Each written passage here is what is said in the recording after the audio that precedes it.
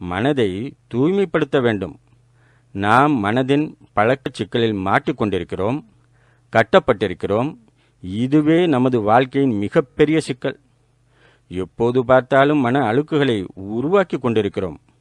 மன அழுக்குகள் உருவாகிறது, உடன் கவலையும் வருகிறது. மன அழுக்குகள் உருவாவதால் கவலையும் உண்டாகிறது. கவலையை யாருமே விரும்புவதில்லை. அனைவரும் விரும்புவதோ கவலையிலிருந்து விடுபடுவதைத்தான்.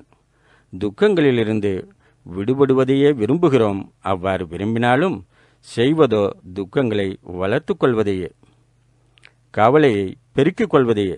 ஏனென்றால் அழுக்கு மேல் அழுக்காக உருவாக்கி கொள்கிறோம். ஒவ்வொரு மனமாசும் நமக்கு கவலையை உருவாக்கவே செய்யும். கோபம், வெறுப்பு, பொறாமை, வாசனைகள்